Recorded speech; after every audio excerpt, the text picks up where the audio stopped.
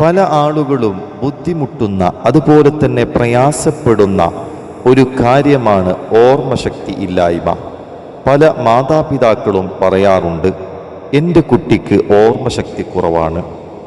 എന്നാൽ ഓർമ്മശക്തി കൂട്ടാനും പഠിച്ച കാര്യങ്ങളൊന്നും മറക്കാതിരിക്കാൻ മുത്തു ഹബീബ് സല്ലല്ലാഹു അലൈഹി വസല്ലമ തങ്ങൾ പഠിപ്പിക്കുന്നു. ഈ ദുആ നിങ്ങളുടെ ജീവിതത്തിൽ പതിവാക്കിയാൽ നിങ്ങൾ പഠിച്ച കാര്യങ്ങളൊന്നും മറന്നു പോകുകയില്ല. മുത്തു ഹബീബ് സല്ലല്ലാഹു അലൈഹി വസല്ലമ തങ്ങൾ പഠിപ്പിച്ച ആ ദുആ നമുക്കൊന്ന് ചൊല്ലി നോക്കാം. സുബ്ഹാനക ലാ ഇൽമ ലനാ ഇല്ലാ മാ അല്ലംതനാ ഇന്നക അൻതൽ അലീമുൽ ഹകീം. സുബ്ഹാനക ലാ ഇൽമ ലനാ ഇല്ലാ മാ അല്ലംതനാ ഇന്നക അൻതൽ അലീമുൽ ഹകീം. ജീവിതത്തിൽ ഇത് പതിവാക്കുക, ഓർമ്മശക്തി വർദ്ധിക്കും.